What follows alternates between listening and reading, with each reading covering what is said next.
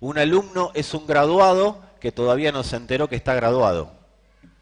Alguien que ya terminó su carrera pero todavía no se enteró porque recién la empezó.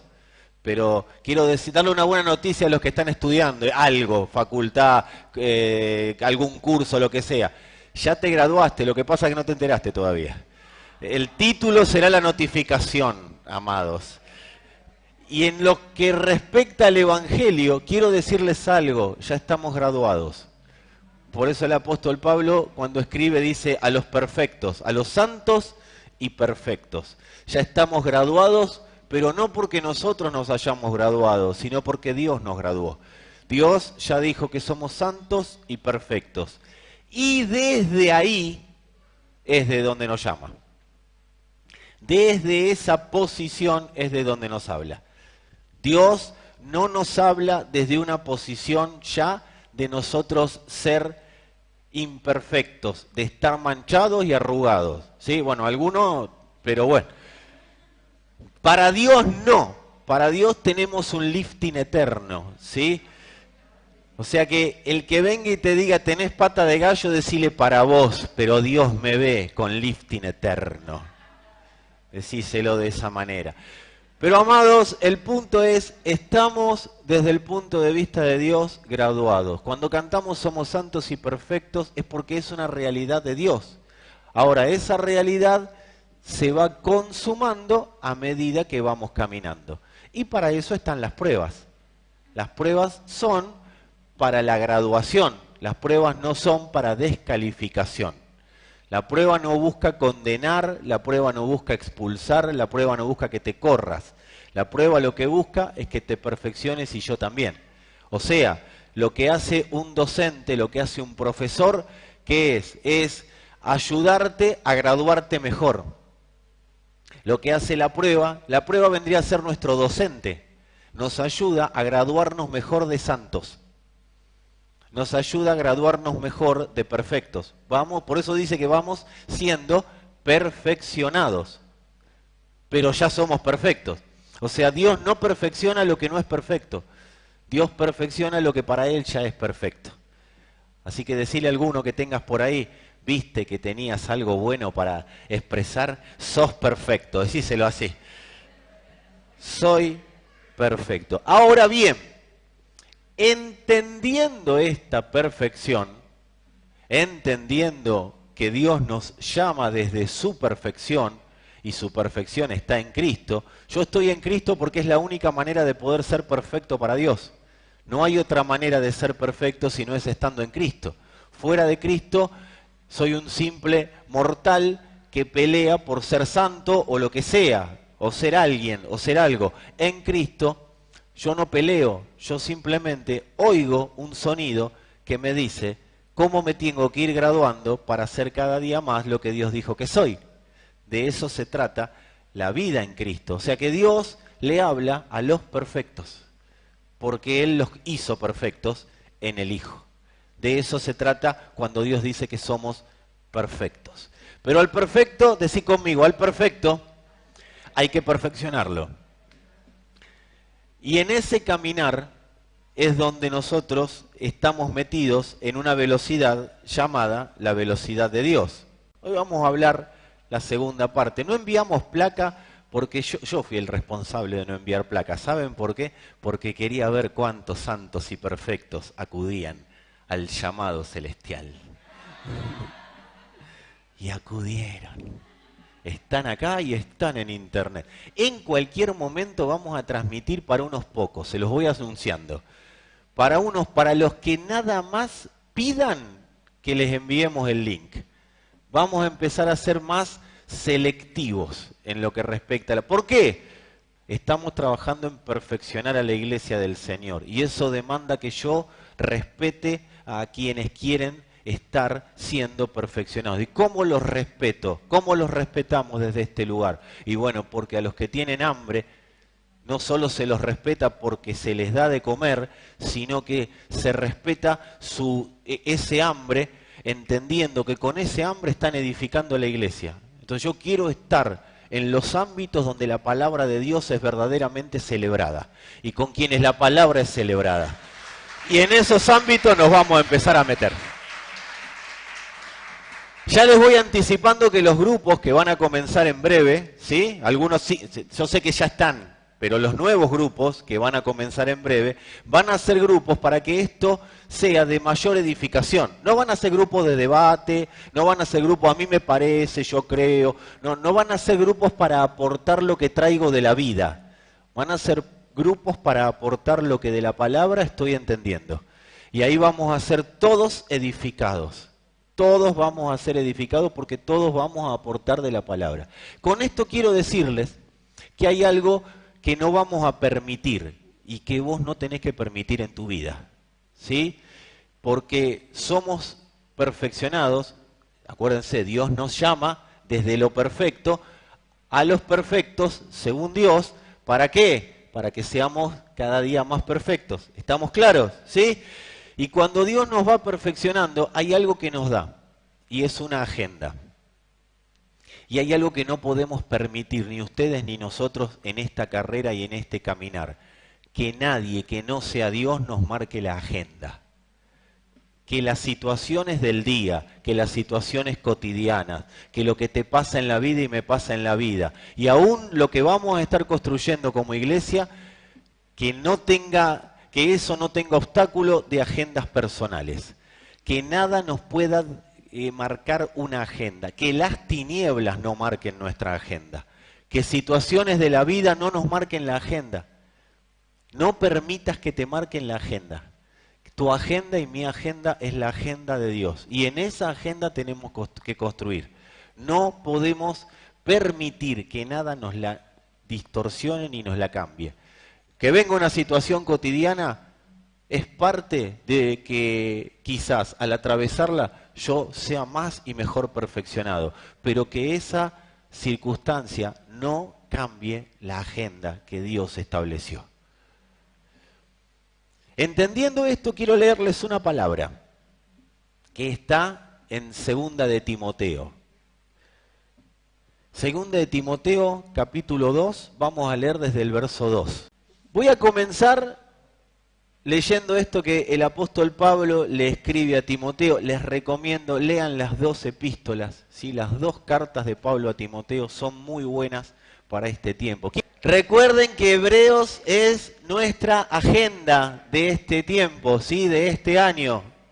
Lean Hebreos. Que nos vayamos para Timoteo, no quiere decir que no estemos alineados a la agenda, ¿sí? Entonces, ahora vamos a leer 2 de Timoteo 2, versión NBI. Ustedes lo van a tener en la Reina Valera seguramente. Lo que me has oído decir en presencia de muchos testigos, encomiéndalo a creyentes dignos de confianza, que a su vez estén capacitados para enseñar a otros. Stop. ¿Qué dice el apóstol Pablo? ¿A quién hay que hacerle oír las enseñanzas de Pablo? A creyentes como capacitados para enseñar a otros. Pero antes, ¿qué dice? Dignos de confianza. Miralo al que tenés al lado y decile, sos digno de confianza, por eso hoy estás escuchando esta palabra. Sos digno de confianza. Y quiero que sepas que si estás acá y si estás ahí en internet, Dios determinó que seas digno de confianza para que esta palabra la enseñes a otros. No permitas que agendas paralelas diluyan esta realidad que Dios ya habló. Y sigue diciendo, comparte nuestros sufrimientos, en otra versión dice, sufre penalidades, como buen soldado de Cristo Jesús. Ningún soldado que quiera agradar a su superior se enreda en cuestiones civiles. Asimismo, el atleta no recibe la corona de vencedor si no compite según el reglamento. El labrador que trabaja duro tiene derecho a recibir primero parte de la cosecha. O sea que el labrador que trabaja duro, que trabaja bien, recibe los primeros frutos de la cosecha. Reflexiona en lo que te digo y el Señor te dará una mayor comprensión de todo esto. ¿Vieron que profundizar no es un problema mío nada más? ¿Vieron que no tiene 2 años la palabra profundizar? ¿Vieron que Pablo le dice a Timoteo, reflexiona en lo que te estoy hablando y Dios te va a dar más entendimiento? No le dice, andate a leer Génesis, andate a leer Deuteronomio o andate a leer la carta que va a escribir Pablo, el apóstol Pedro dentro de unos años. No le está diciendo eso, le está diciendo, en lo que te digo, reflexiona, porque vos vas a enseñar esto. Vas a enseñar el Evangelio, o sea que reflexiona. ¿Y qué va a pasar cuando reflexiones en la palabra? Dios te va a dar más entendimiento. No dejes de recordar a Jesucristo, descendiente de David, levantado de entre los muertos. O sea, vos fíjate algo. Pablo le está dando instrucciones pastorales a Timoteo. Timoteo es un muchacho joven, se cree que tenía 17 años, y Pablo lo había puesto en la iglesia de Éfeso, con esa edad. Y entonces él le da un montón de cartas e instrucciones pastorales. Más adelante le dice cómo hacer con las pasiones juveniles, porque Timoteo tenía 17 años, los mismos 17 años que tienen los chicos de hoy. ¿Sí? Las hormonas a toda edad eran iguales. Entonces, amados, lo que pasa es que quizás tenían menos estímulos, pero la realidad es que Pablo le está hablando a un muchacho de 17 años que estaba a cargo de una iglesia tan complicada como la de Éfeso. Y le está dando instrucciones pastorales. Pero dentro de las instrucciones pastorales, Pablo le dice, acordate de Jesucristo. O sea, está todo bien con lo que te estoy enseñando, pero no sirve para nada si en tu memoria no está primero siempre Jesucristo. Porque no profundizás para saber, más adelante se lo dice, huecas filosofías, cosas que no sirven a la hora de hablar de la verdad. Acá estamos hablando a partir de Jesucristo, ¿sí? No hablamos sin Jesucristo, porque si no reflexionamos en Cristo, vamos a reflexionar de la misma manera que reflexiona un filósofo. Entonces nosotros tenemos que tener en claro que a un pastor puesto por Pablo en una iglesia determinante, Pablo le dice, acordate de Jesucristo. Amado, acordate de Jesucristo. Y le recuerda quién es, descendiente de David, levantado de entre los muertos. No es Jesucristo el de la foto o el del Antiguo Testamento, no, es Jesucristo resucitado. Levantado de entre los muertos. ¿Y qué le dice el apóstol Pablo? Y oro al Padre para que todos lleguemos acá. Dice, este es mi evangelio. No dice, este es el evangelio. Como que hay una cosa aparte de él. Es mi evangelio. El apóstol Pablo dice, es mi evangelio. Era tan uno con el Señor, era tan uno con Cristo, entendía tanto su llamado celestial, entendía tanto su vocación, entendía tanto quién era Cristo, entendía tanto el ser uno con el Señor, que le dice, este es mi evangelio. No le está diciendo, este es el evangelio de Dios en el cual yo creo. Le dice, este es mi evangelio. ¿Sabes por qué? ¿Qué quiere decir esta expresión? El evangelio y yo somos uno. Eso dice esta expresión. Mientras el evangelio y yo no seamos uno, el evangelio será el evangelio.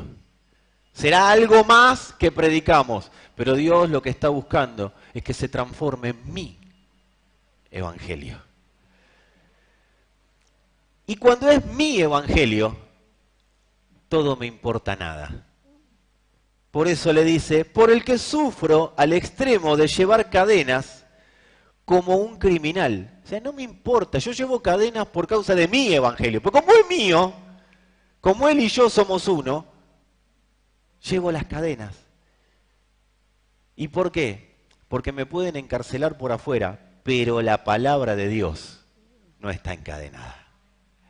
Cuando el evangelio es mi evangelio, no hay circunstancia que pueda encadenar la palabra de Dios. Yo vivo la palabra de Dios, a pesar de que afuera esté todo convulsionado, a pesar de los terremotos de la vida, a pesar de los tsunamis de las circunstancias. Yo vivo la palabra de Dios en total y plena libertad. Por eso, consideren lo que estamos hablando. Reflexionen en lo que estamos hablando y Dios va a ampliar a ustedes y a mí el entendimiento para que podamos vivir mi evangelio. Lo importante no es solamente estar frente a un predicador que hable del evangelio. Yo lo que tengo que evaluar es la posición desde la que oigo el evangelio. Es fundamental que yo vea que la posición en la que oigo el evangelio será la efectividad que el evangelio tenga en mí. No es que el evangelio necesite demostrar su efectividad, porque el evangelio por sí solo es efectivo. El evangelio es efectivo. Por sí mismo ya es efectivo. ¿Qué es el evangelio? Sí, Cristo. ¿Pero qué es? Las buenas nuevas del Padre. Cristo es la buena nueva del Padre, es la buena noticia del Padre. Tengo un hijo y el hijo lo tienen ustedes en su interior. Ese hijo produjo salvación, ese hijo los resucitó, ese hijo los restauró en amistad conmigo, ese hijo los sanó, ese hijo los prosperó, ese hijo que es mi hijo, yo se los di. Esa es la buena noticia, porque estaban muertos en delitos y pecados, pero yo les di vida juntamente con mi hijo. Por eso les di al Hijo, les di la buena noticia. Cuando yo veo las buenas noticias y a Cristo, estoy dividiendo el Evangelio. Ahora, cuando es Cristo la buena noticia del Padre, ahí el Evangelio es uno conmigo. Tengo que evaluar en qué posición estoy a la hora de oír el Evangelio. Nosotros no estamos hablando de lo que es el Evangelio, sino cuál es mi postura.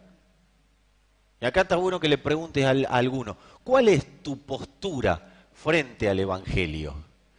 ¿Cuál es tu postura frente al Evangelio? ¿Cuál es mi postura cuando me siento a oír el Evangelio? Porque mi posición ante el Evangelio es lo que me va a permitir estar claro con el norte que Dios estableció en la generación en la que me puso. Mi postura ante el Evangelio es lo que me va a permitir estar claro en la meta que Dios estableció que como generación tenemos que acceder. Mi postura ante el Evangelio me va a permitir tener luz para saber, amados, por qué fui puesto en este tiempo y en esta generación. Es fundamental la postura que yo tenga ante el Evangelio. La Biblia habla de dos posiciones ante el Evangelio. La Biblia nos habla de dos posiciones. Y esto lo deja claro el apóstol Santiago. Hay dos posiciones, la de oidores y la de hacedores. Hay dos posiciones frente a la cual yo puedo oír el Evangelio. Y eso dependerá cómo yo viva en la efectividad que el Evangelio propone, la luz que tenga para ver el norte que Dios propone a través de su Evangelio y mi lugar en ese Evangelio. Dice que los oidores y los hacedores son las dos posiciones y uno de los dos va a vivir engañado. Los invito a venir conmigo a Santiago capítulo 1. Yo a veces cuando pienso en el apóstol Santiago, capítulo 1, 21, en adelante vamos a leer. Cuando pienso en el apóstol Santiago, yo me pongo a pensar que fue uno de los hermanos menores del Señor. O sea, vos ponete a pensar que fuiste el hermano de Jesús. Él estuvo cuando... que le debe haber hasta cambiado los pañales porque era bastante más chico Santiago que Jesús. Jesús fue el primero, el hermano mayor. Y estaban fueron juntos a la escuela, al mismo colegio, capaz que lo becaron a Santiago porque Jesús era más grande. A la carpintería iban juntos, a hacer los mandados también. Santiago era Santiago es el hermano del Señor, pero salí del contexto filosófico, andate al contexto de acá. A todos lados juntos iban. Y Santiago escucha, ¿sabés las conversaciones que habrá escuchado entre María, José y Jesús? Las conversaciones, ¿vos qué te crees que María no les contó quién era el otro hermano mayor? Y José, no sabe cuando nos corrían con Herodes, sabe cómo nos metimos adentro del pesebre y nació mira, acá tenés. Contaban, o sea, cena familiar, ¿de qué vamos a hablar? Y las anécdotas, ¿y qué estaba? ¿Y sabés lo que era el pesebre? Entraba agua por acá, era un desastre. Y vinieron los reyes, cuando vinieron los reyes no sabés. Terrible, trajeron oro, trajeron... Sí, qué loco, ¿no? La historia. Ahora, más allá de escuchar, ¿por qué nos meto en este contexto? ¿Saben por qué? Porque Santiago no creyó en Jesús. Santiago creyó en Jesús, estaba el Evangelio viviendo con él, pero no creyó. Se le tuvo que aparecer resucitado para que él crea. Amados, hasta que no entendamos al Cristo resucitado y sigamos esperando un Jesús que me solucione los problemas desde afuera, no vamos a poder vivir el Evangelio. Y como Santiago lo entendió por haberlo vivido, dijo lo que les voy a decir ahora. Escribió esto. Por lo cual, desechando toda inmundicia y abundancia de malicia, reciban con mansedumbre la palabra implantada, la cual puede salvar vuestras almas.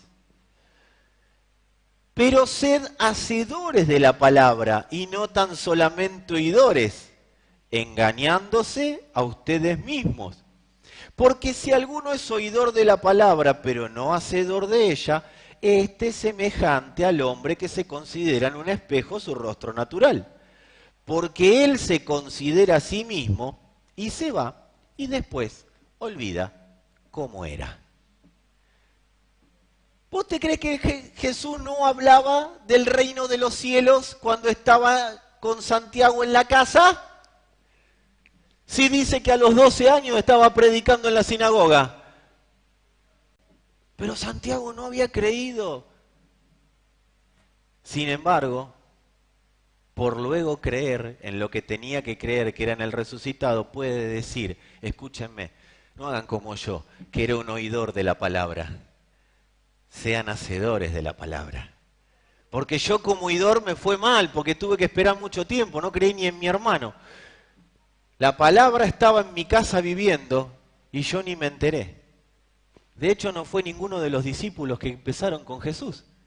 Los fue a buscar afuera. Por eso, con total autoridad, dice, no sean oidores. No estén en el grupo de los oidores, estén en el grupo de los hacedores de la palabra. No de cualquier palabra, de ganarme el cielo buscando en la Biblia cómo ganármelo, sino que de la palabra que Dios habla, sean hacedores. Y a la posición de hacedores, acuérdense, dos posiciones dijimos, oidores y hacedores. El oidor, ¿qué dice Santiago? Se engaña a sí mismo, es un autoengañado. Más adelante, la misma escritura, no en Santiago, dice que engañarán y serán engañados. En los postreros días, los hombres engañarán y serán engañados. ¿Por qué? Porque se transforman en simples oidores. Pero viene Santiago y dice, el grupo este es de oidores, pero vamos a juntarnos con los de Timoteo, que son los que son dignos de escuchar la palabra porque se la van a enseñar a otro. ¿Y cómo la van a enseñar? Siendo hacedores de la palabra. ¿Nunca te juntaste con alguien que te chamulla tan bien la Biblia y te chamulla tan bien? Chamulla se dice en griego, acuérdense, yo hablo en griego, a veces se me mezcla el lenguaje, pero bueno. Que habla, y vos decís, bueno, está todo lindo, pero que dame sustancia, loco. Dame sustancia. Sustancia de vida, porque la palabra es vida, y la vida ¿qué es sustancia? ¿Sabés lo que es una sustancia? ¿Qué hace una sustancia? ¿A dónde va? ¿A dónde va una inyección? A la sangre. ¿Y qué empieza a producir una sustancia? Que la sangre se descontamine de algo que teóricamente estaba contaminada. ¿O no? Amados, la sustancia del Evangelio es la inyección. Por eso hablamos de sustancia. Es un cambio de sangre que se va produciendo. Es la de Cristo por la nuestra. Y ahí empieza a producirse la santidad. ¿Todo por qué? Por creer y hacer la palabra. Porque si me quedo en el creer humano es saber que Dios existe. Y los demonios también saben que Dios existe. Y creen y tiemblan. Los demonios no pueden ser hacedores de la palabra porque no están autorizados por Dios para hacerlo. Pero nosotros sí. Por eso somos oidores, pero hacedores. Creemos porque hacemos. Porque la fe sin obras, lo dice el mismo Santiago, es muerta. Es fe muerta. El que no hace lo que Dios le envía, no lo que tiene ganas, lo que Dios le envía es fe muerta. Su fe significa, eso significa, la fe muerta significa que es una fe que no sirve para nada. Es una fe humana, es parte de obras de la carne. Es una fe que cree con el intelecto, que cree, es más esperanza que fe, amados. Pero la fe del Hijo en nosotros produce el hacer lo que Dios necesita que se haga en el tiempo que Él dijo que se tiene que hacer. Así que bueno, oidores y hacedores. Ahora, a la posición de hacedores, Dios, no Santiago en este caso, pero sí Dios, la desglosa en tres. Pone tres maneras de ser hacedor o tres maneras de entender el ser hacedores de la palabra. Y lo leíamos recién. Una es militar, otra es como atleta y otra es como labrador. No el perrito, ¿sí? Sino el agricultor. Es atleta, agricultor y militar. Son las tres maneras de responder ante la palabra. Número uno, dice acá el apóstol Pablo a Timoteo, ningún soldado que quiera agradar a su superior se enreda en cuestiones civiles. ¿Sí? ¿Cómo entiendo la palabra? ¿Cómo entiende el militar? Yo tengo un norte, tengo una meta, nada me va a mover de esta agenda que dio Dios. No me voy a enredar en cuestiones menores. Yo salgo rápido de las cuestiones menores y todo lo que es terrenal, si bien para Dios tiene determinada importancia, porque todo lo que para nosotros es un problema, para Dios también termina siéndolo, no porque Dios se condicione por nosotros, sino porque nos necesita claros, limpios, ¿sí? Con la mente enfocada en la meta. Entonces va a venir Dios y va a decir, esto se soluciona así o no se soluciona, y se va a solucionar en el transcurso del tiempo, pero vos seguí enfocado en la meta. Porque nadie que está mirando a la meta se enreda en los negocios de la vida, se enreda en cuestiones civiles. No vas a ver un militar apuntando a un objetivo que se le caiga el mate y diga, che, pero con la que sale la yerba. O sea, el militar va a estar siempre apuntando al objetivo. Y todo lo de alrededor, ¿qué? ¿Soy un robot? No, no sos un robot ni soy un robot. Pero todo lo de alrededor se tiene que someter al objetivo. Y si no se somete, se va a someter igual. Por eso viene la parte de agricultor. Porque el agricultor sabe que tiene que esperar para que haya una cosecha. Y vivimos en un sistema mundial que nos acelera constantemente. Por eso venimos hablando de la velocidad de Dios, que es la velocidad que rompe ciclos. Yo no me puedo subir a la velocidad de este sistema. Y a veces, Dios lo tiene que hacer, Dios no sé si lo tiene que hacer. ¿Quién dijo que lo tiene que hacer? Yo tengo que entender que hay una velocidad que está marcada por Él. Bueno, el militar entiende. El militar tiene la mira en el objetivo y cuando le dicen ahora es ahora. No es antes, no es después. No se desespera, está esperando el punto de disparar o el momento de disparar cuando viene la orden de arriba. De eso se trata la parte militar. Después está la de atleta. ¿Por qué atleta? Porque acá lo describe Pablo. Dice, el atleta no recibe la corona de vencedor si no compite según el reglamento. Amado, ¿le podemos poner un contrato de alquiler? Todas las cláusulas que nosotros querramos. Pero si esas cláusulas no están basadas en una ley superior, esas cláusulas no sirven para nada. No, yo te vengo a hacer juicio porque lo que dice el contrato... ¿Y dónde está en el Código Civil, Comercial, dónde está en la Constitución lo que el contrato vos pusiste? Porque lo que vos pusiste y lo que yo puse no puede ser lo que yo tenga ganas. Al nuevo pacto no le podemos poner el reglamento que nosotros tengamos ganas.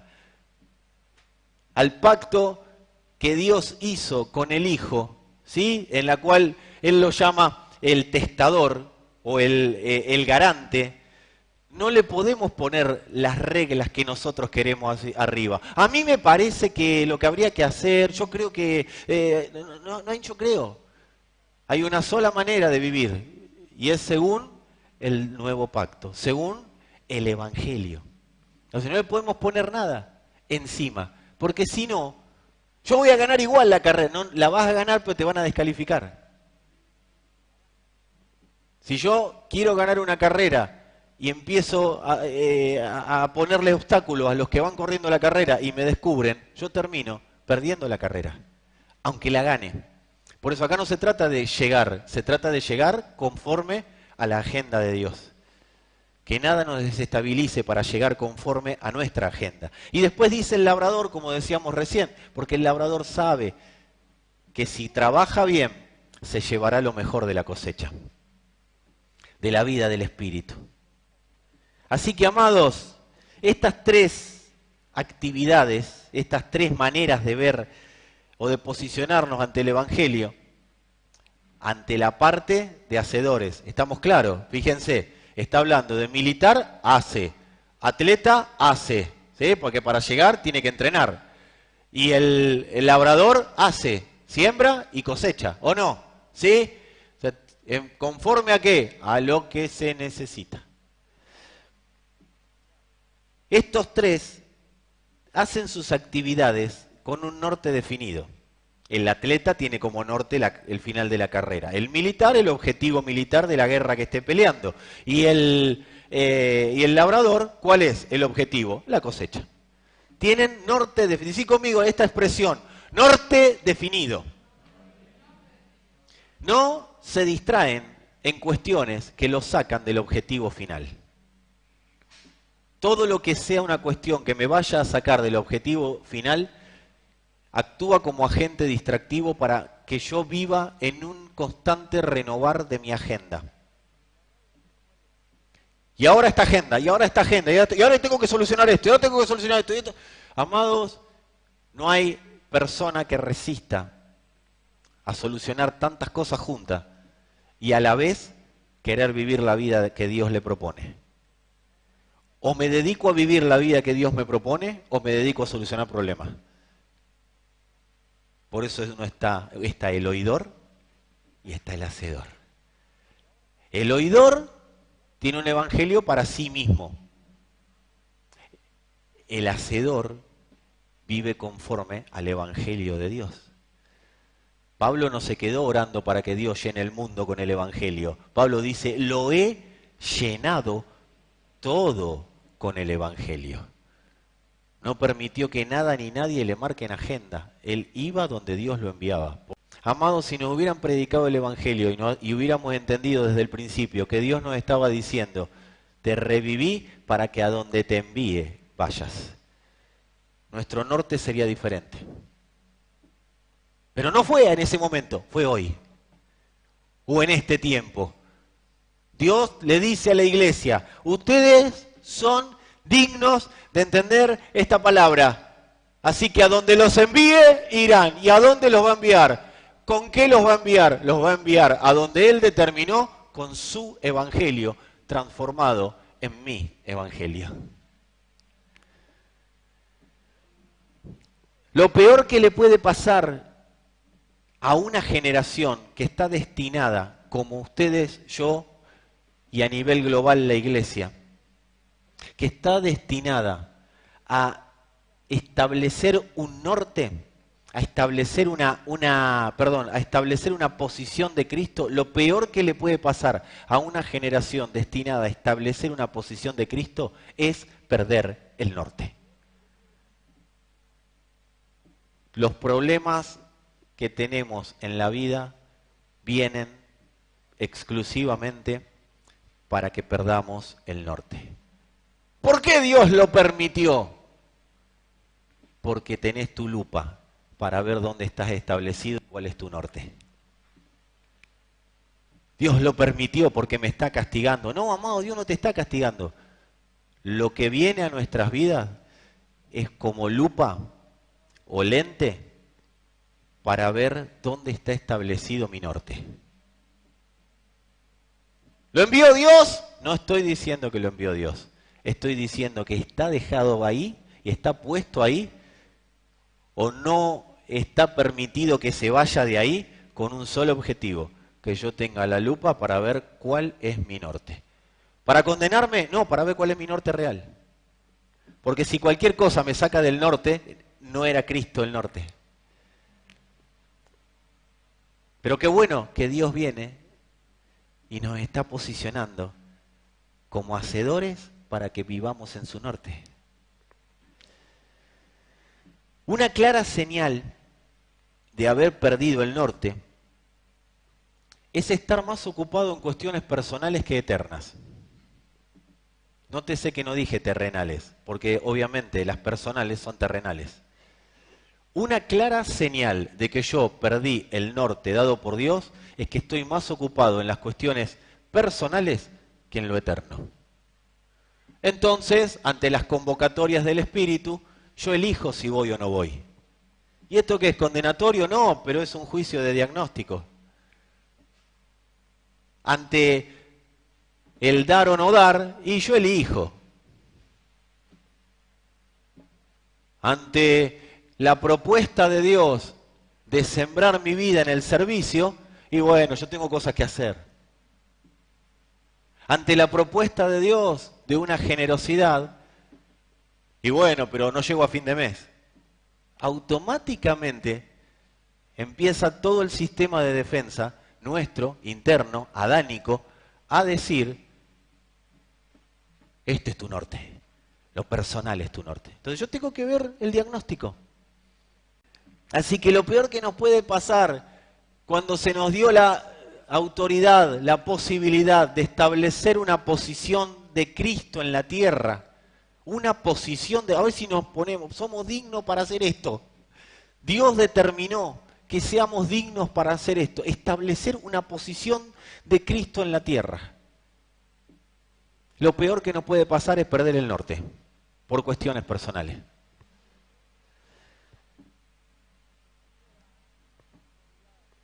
¿Qué es perder el norte por cuestiones personales? Ver la vida de acuerdo a lo que me pasa a mí. Yo me pongo los lentes de ver la vida de acuerdo a cómo yo la estoy viviendo.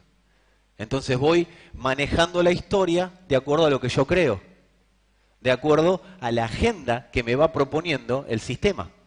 Esto cuando la gente dice, voy a orar para ver si me tengo que congregar, y ya está, ya te marcaron la agenda. Se lo convoca a una tarea, voy a orar para ver si Dios, ya está, ya te marcaron la agenda, no hace falta que te digamos mucho más. Una de las maneras más sencillas de cegar para manipular a una persona es tenerla centrada en suplir sus necesidades. Una manera, mira, si hay algo que saben hacer los manipuladores, es centrar a las personas en sus necesidades. En buscar cómo suplir las necesidades. Por eso hay tanto libro vendido de los 10 pasos para. O cómo ser más santo en la vida. O ayunando para prosperar. La manera más simple que tiene un manipulador, como son las tinieblas, de manipular a alguien, de cegarla primero, porque alguien manipulado es alguien que primero está ciego. No se puede manipular a alguno que tiene los ojos abiertos. Si yo estoy despierto, no me pueden manipular. La manera que usan las tinieblas para cegar a alguien y luego manipular, las tinieblas no buscan solo cegar, es que buscan que seas y yo hacedor de su palabra, porque todo el infierno es imitación del reino. Entonces, ¿qué buscan las tinieblas? Que sea hacedor de su palabra. ¿Para qué me ciega? ¿Para que esté ciego ahí? No, para que sea hacedor de su palabra. Entonces, amados, la manera que tienen de cegarnos es poniendo el énfasis de nuestra vida en las necesidades personales. Me llaman para algo, pero yo tengo que resolver este problema primero. Por eso tengo que tener claro cómo es la operatividad, que eso también es evangelio. Porque dice el evangelio, o sea, Cristo expresado, no ignoremos las maquinaciones del infierno. ¿Y qué son las maquinaciones? Las operaciones, la manera que tiene de operar, su operatividad. Ciegan generando que las personas tengan una agenda de necesidades personales. Prometen suplir necesidades personales. Son soluciones. ¿Qué son las necesidades personales? O una vida centrada en suplir necesidades personales. Una vida centrada en soluciones para salir de problemas, para salir de conflictos. Entonces la persona busca el evangelio para salir de conflictos. Y el Señor fue claro. Él dijo, yo vengo a traer un reino. Mi reino no es de este mundo. Él dijo, yo estoy formando un reino de sacerdotes para Dios. Y la obra maestra por excelencia de cómo funciona el evangelio es busca primero el reino de Dios y su justicia y todas las cosas serán añadidas. Y eso implica, no es buscar, a ver dónde está el reino, ¿dónde está? Porque el reino ya vino y es Cristo. Es centrar todo tu ser en Cristo. Me centro en Cristo y toda la vida de Cristo es la que atraerá lo que tenga que atraer. Porque yo estar pensando que Dios va a traer algo y por eso tengo que vivir el evangelio, también es pecado, también es perversión y también es corrupción. Porque una pregunta que deberíamos hacernos como lupa es, si Dios no me da nada de lo que yo le estoy pidiendo, ¿igual seguirá siendo Dios para mí? Es un lente. Dios me puede decir a mí que todo es de Él, por Él y para Él. Sí, Dios me lo puede decir. Pero ¿yo lo voy a vivir como hacedor o lo voy a vivir como oidor? Porque el evangelio que tenemos, y no es que haya otro, pero la vida evangélica que tenemos es que todo es de Él, por Él y para Él, ha sido un continuo repetir, repetir y repetir de oidores, no de hacedores. Porque si todo es de Él, por Él y para Él, yo entiendo que es mi evangelio. Y que como es mi evangelio, no puedo parar hasta que mi evangelio se dé a conocer. Yo soy uno con Él. Por eso la tribuna. Y la tribuna dice, ¿oidores o hacedores? El camino angosto es el de los hacedores, no de los oidores. Cualquiera oye la palabra, pero el punto central es cuántos hacedores hay. ¿Cuántos hacedores de todo es de Él, por Él y para Él hay? Eso es lo que te va a mantener con el norte bien establecido, claro, entendido, livianito para correr la carrera a la velocidad de Dios, o te va a tener en una simple religión, viviendo como querés, y bueno, cada tanto me acuerdo y voy a la iglesia a escuchar al pastor, calmando mi conciencia que tanto me atormenta porque hace 2 meses que no piso la congregación. ¿Cuál es una pregunta correcta para hacernos? ¿Cómo hacer de los problemas, decirle, cómo hacer de los problemas una oportunidad para que el reino de Dios se extienda? Porque Pablo acá lo dice claramente, sufro al extremo de llevar cadenas como un criminal, pero la palabra de Dios no está encerrada. O sea, yo estoy usando esto que está pasando acá como una excusa para que la palabra siga proliferando por todo. ¿Sabés lo que le iban a preguntar a Pablo? ¿Cómo hacés vos que estás así para seguir hablando de Dios? Porque mi reino es inconmovible.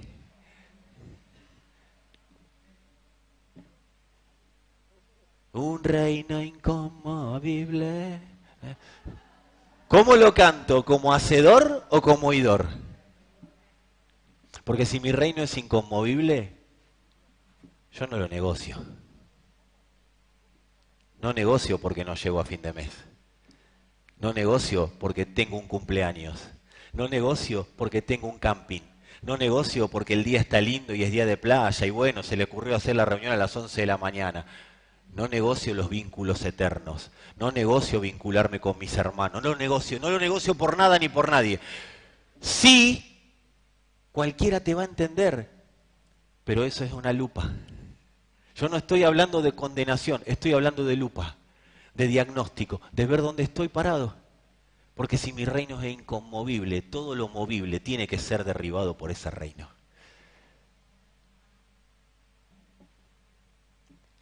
Perder el norte, ¿saben qué nos transforma perder el norte? Algo que predicaba. Sí, lo predicó porque logró predicando Selva recién.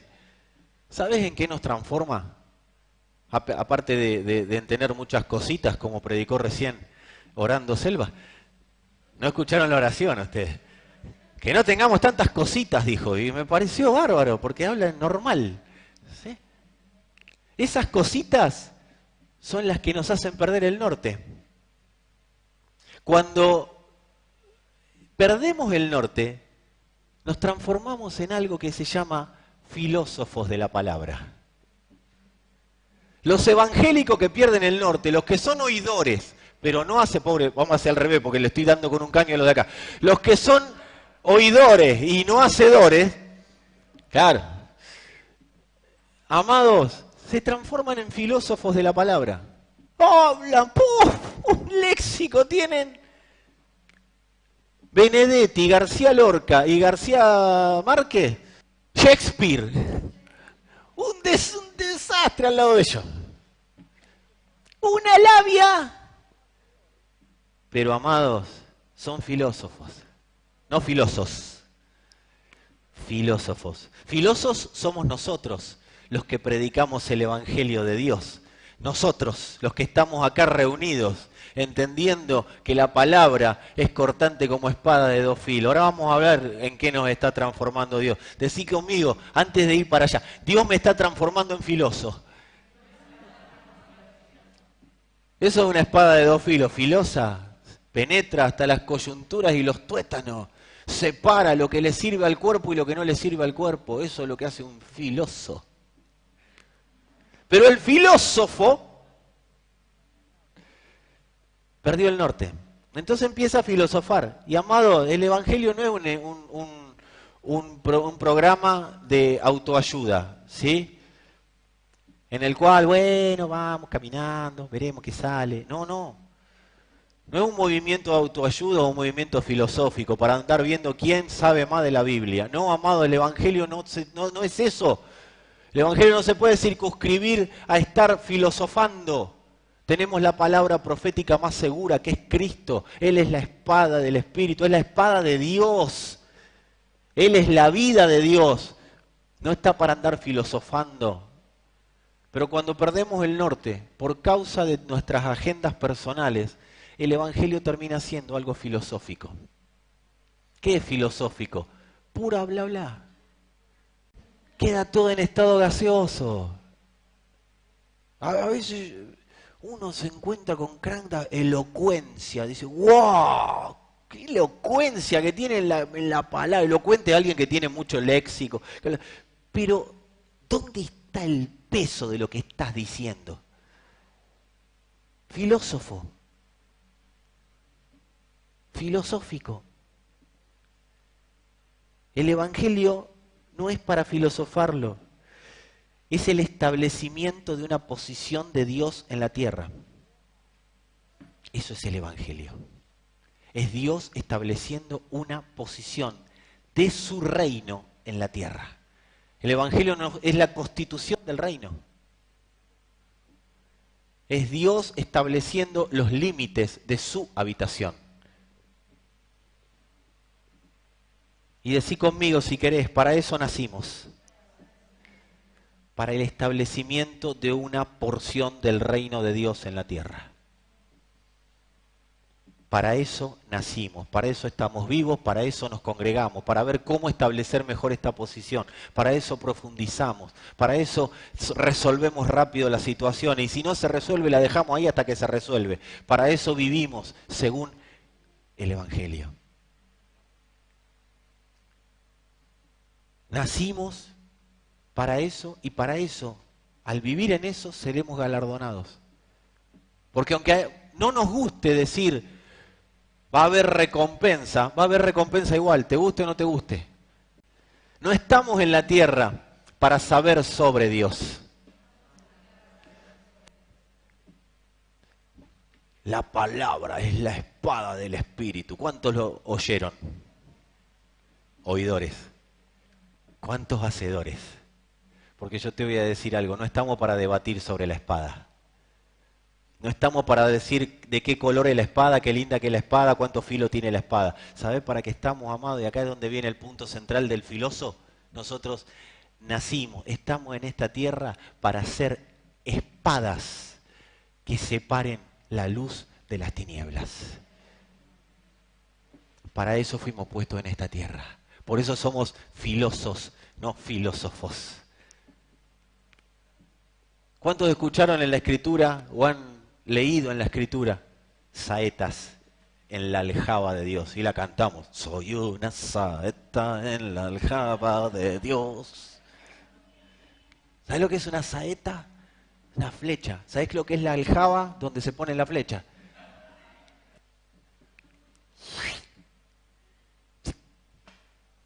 Dios nos envió.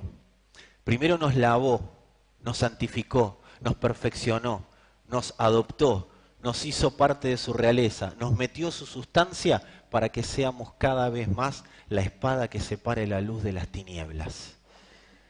Pero ¿cómo? Esa es la espada del Espíritu, es la palabra. ¿Y en qué te crees que te está transformando Dios? En su palabra. Para que no hables la palabra, para que seas la palabra. Recién, hace un ratito antes de empezar, Plataforma estaba conversando y yo me metí en su conversación de chusma que soy nomás. Y estaban hablando de la palabra proclamar. ¿Y proclamar qué es? Dar a conocer. Dar a conocer al Hijo es ser la palabra. Ay, pero eso es una herejía. No, no es que yo soy la palabra, es el Hijo en mí. Me va transformando para que yo sea un instrumento y que cuando me vean, lean la palabra de Dios. O el nuevo pacto nos dice, escribiré mi ley en sus mentes y las tatuaré en sus corazones. O el apóstol Pablo no le dice a los corintios, ustedes son nuestras cartas. Todo lo que dice el pastor lo puede probar por la Escritura, tengan paz. Está escrito, amados. Ahí sí está para decir, escrito está.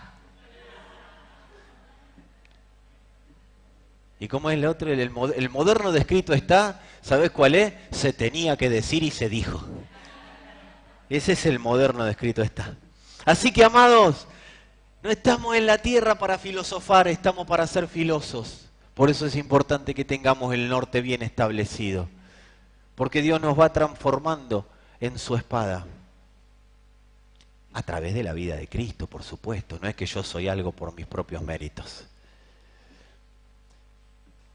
Pero si Pablo pudo decir mi evangelio, podemos también decir que nosotros somos su palabra.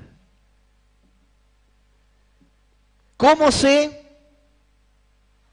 si vivo la palabra de Dios o estoy viviendo en una filosofía? Es simple, amado, yo se lo hago simple, por lo que estoy construyendo en la vida. Lo que yo estoy construyendo en la vida, prioritariamente, lo prioritario que estoy construyendo en la vida, es lo que a mí me determina si estoy viviendo la palabra de Dios o estoy siendo un filósofo del Evangelio. Estoy siendo alguien que es simplemente un oidor y no un hacedor. Y esto es un diagnóstico. ¿Qué estoy construyendo? ¿Y cómo me doy cuenta que estoy construyendo algo? O que ese algo me absorbió en la construcción. El que es hacedor fue absorbido por esa construcción. El que es oidor fue absorbido pero por otra construcción.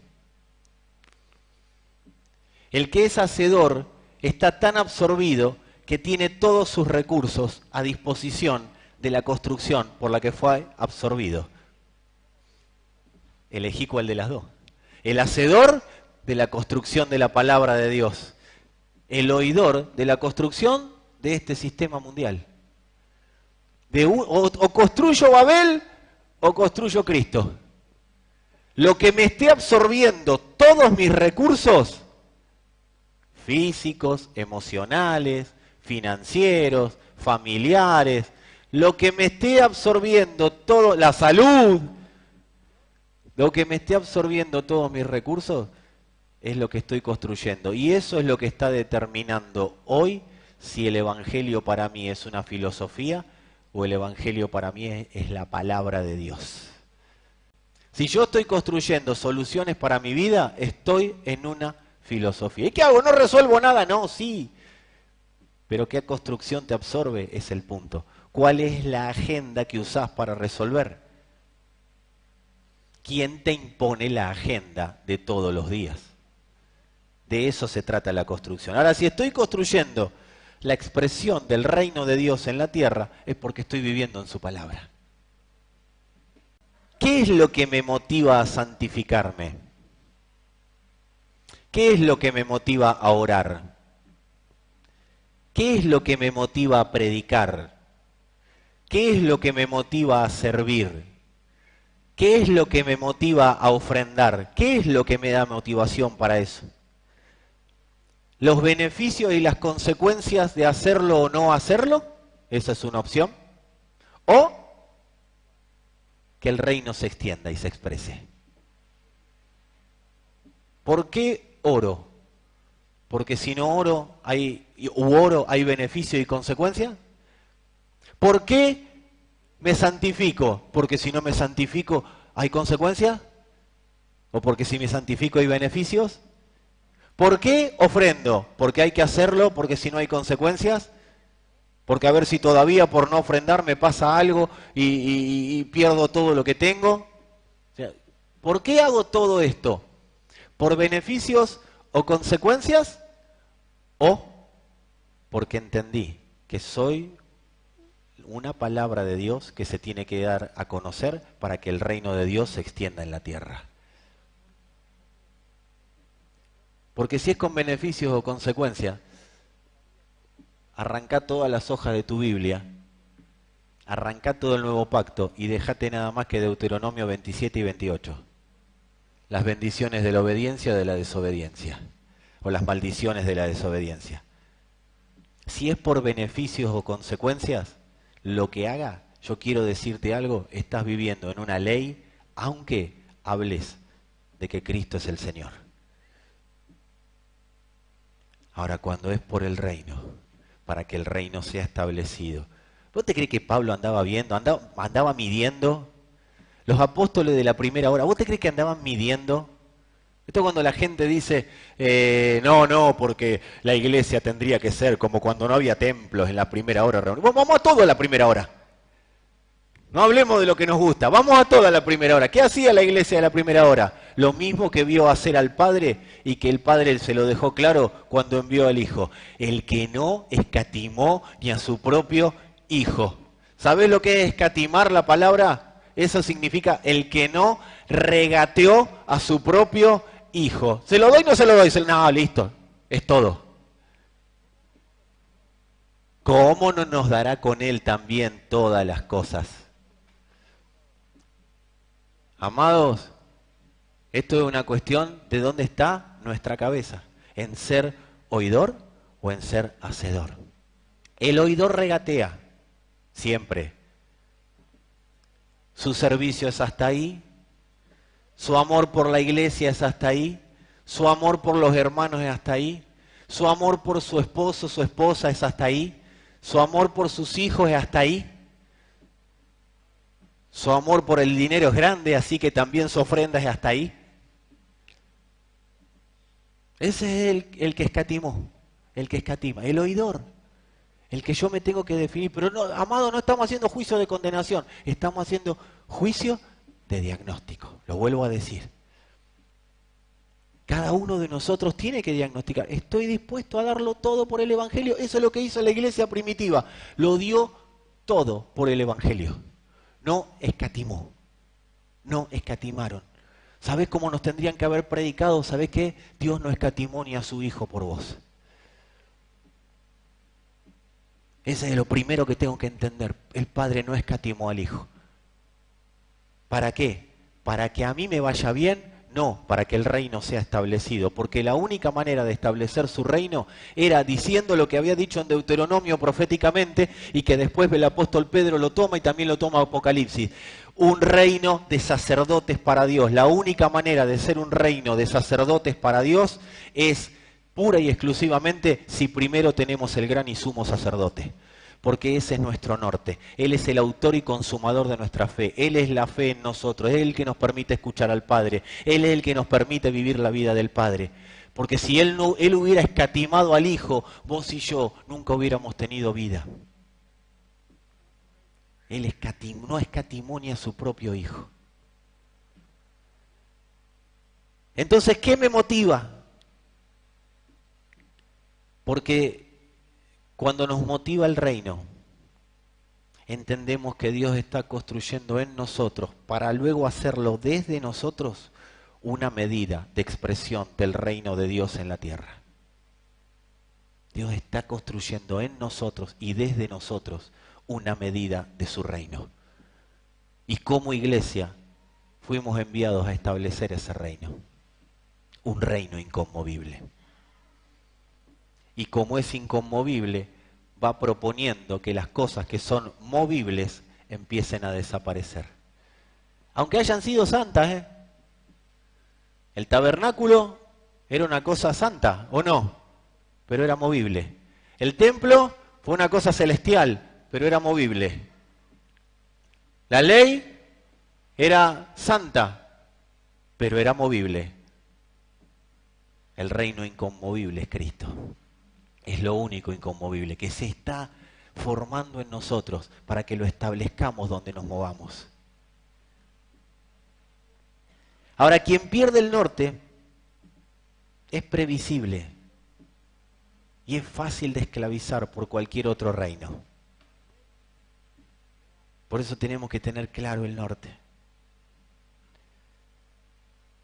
Porque cuando no perdemos el norte, a pesar de las situaciones de la vida, ¿sabés en qué nos transformamos? En algo que seguramente el domingo lo amplíe.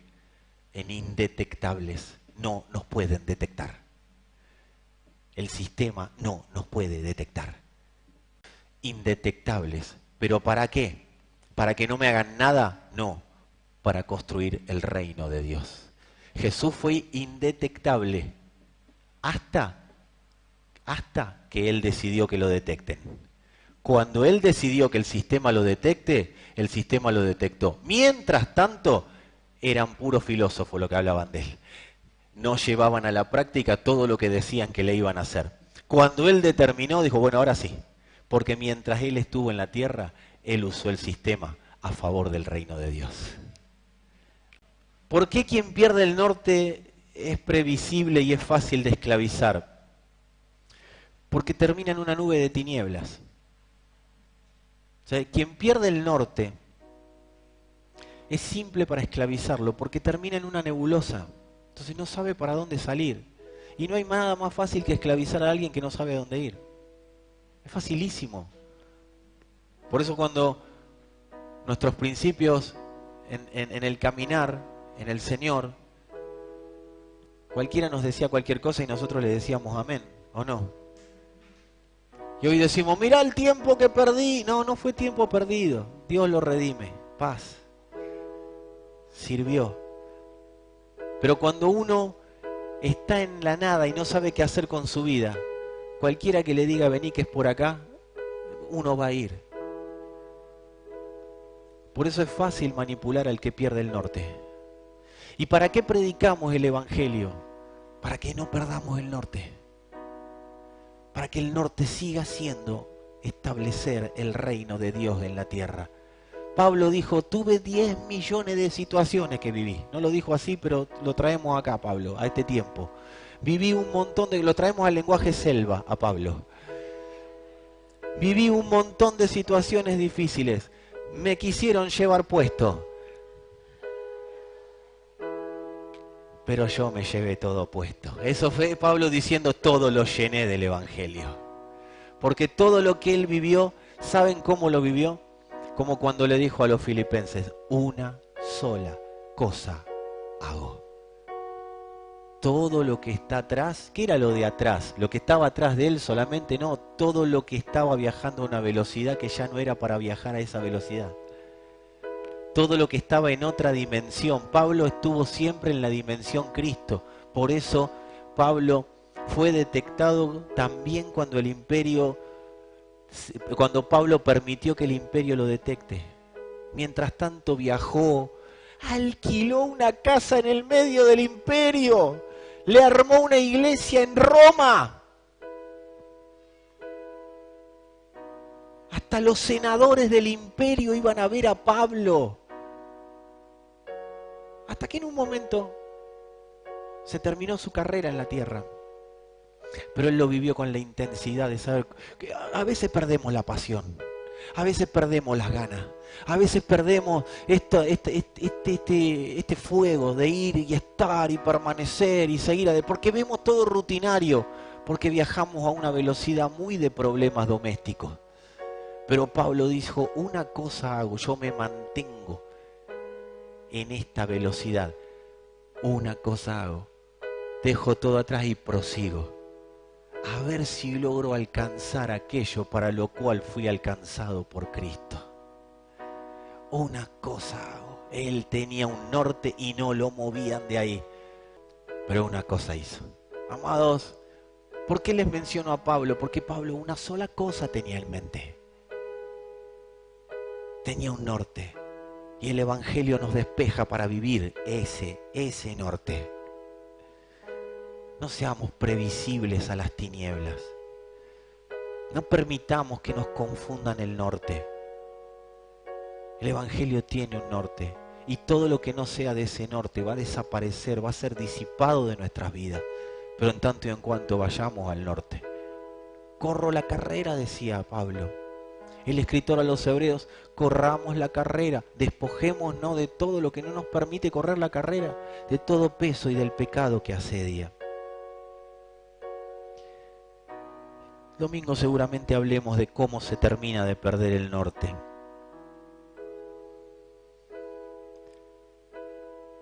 Pablo le dice a Timoteo, en el correlato de lo que venía diciendo en 2 de Timoteo 2:10, así que todo lo soporto por el bien de los elegidos, para que también ellos alcancen la gloriosa y eterna salvación que tenemos en Cristo Jesús. Su foco no estaba en sus necesidades suplidas, sino en que el Evangelio del Reino alcance a la mayor cantidad de personas posible. Sufro, pero es a favor de otro.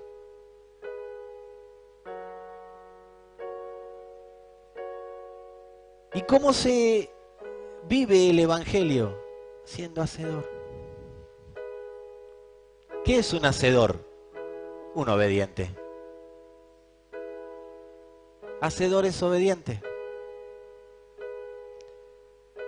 Para quien busca obediencia, la palabra es vida, la palabra es real, la palabra es impacto, la palabra es reino.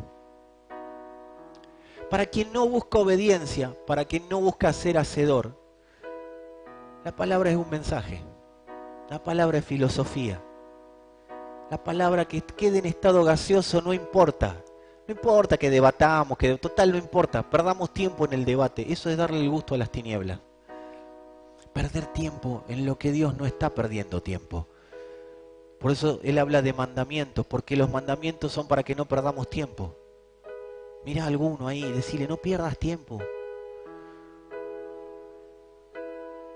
Para quien no busca obedecer la palabra, ¿saben cómo le puse yo a la palabra del que no busca obedecerla? ¿Saben cómo le puse? Un calma conciencia religiosa. Es un geniol para la conciencia religiosa, para el que no busca obedecer la palabra. Pero ustedes son obedientes, por eso son dignos de ser maestros de otros. Amados, Dios madura a su iglesia. Dios está madurándonos, Dios está trabajando en nosotros para que nosotros entendamos y vivamos en el rol determinante que nos puso en la historia. ¿Sabe lo que es algo determinante? Sin eso no se puede vivir. Eso es algo determinante. Dios te puso en tu familia porque sos determinante. No hay vida de Dios a la que tu familia pueda acceder si vos no estás. Por eso estás en tu familia. No tenés una familia para pasar la bomba. Tenés una familia que buenísimo que la pases bomba, pero tenés una familia porque sos determinante como una expresión de Cristo en la tierra. Y tu familia es determinante para ser parte de esa expresión.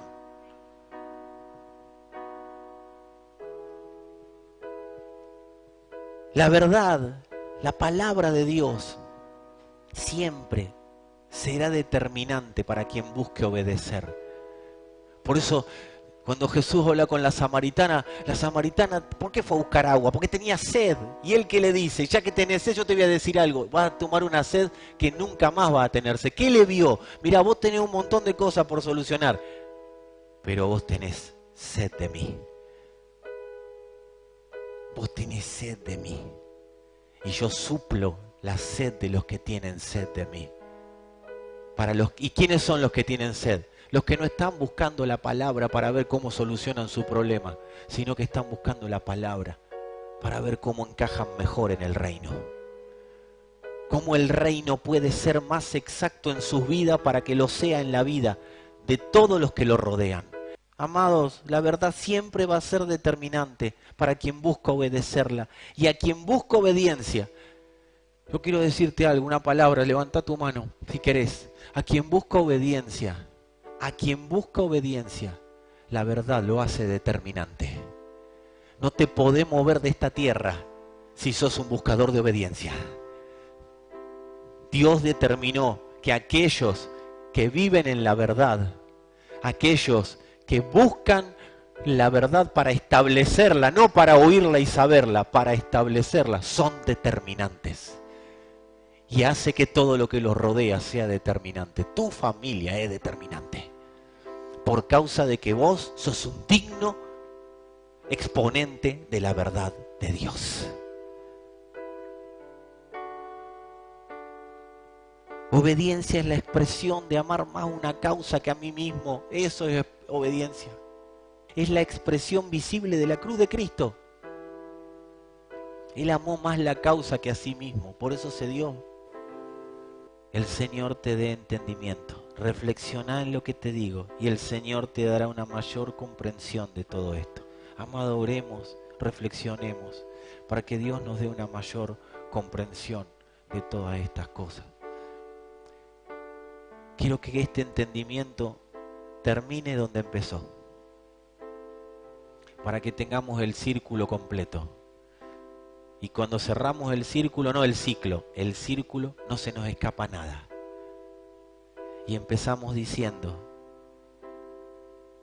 lo que me has oído decir en presencia de muchos testigos, encomiéndalo a creyentes dignos de confianza. Quiero decirte algo, y cuando yo entendí esto me rompió estructuras mentales, y creo que esta palabra que te voy a decir va a romper estructuras mentales. Dios te considera digno de oír y hacer su palabra. Vos de acá te podés ir pensando que se dio un mensaje, o te podés ir entendiendo que Dios te considera digno de oír y hacer su palabra. No solo de oír, sino de oír y hacer. ¿Sabes quiénes son los oidores? Los que viven del pan. Los que viven de lo cotidiano. Pero el hacedor es el que oye más allá del pan y dice, no solo de pan vivirá el hombre, sino de toda palabra que sale de la boca de Dios. La palabra es mi guía, es mi fortaleza, pero también la palabra es la que derriba obstáculos, es la que gobierna, es la palabra que vos estás, a la que estás expuesto, es la palabra que está gobernando tu familia, aunque vos no lo veas hoy. Hacedores, dignos hacedores de la palabra de Dios.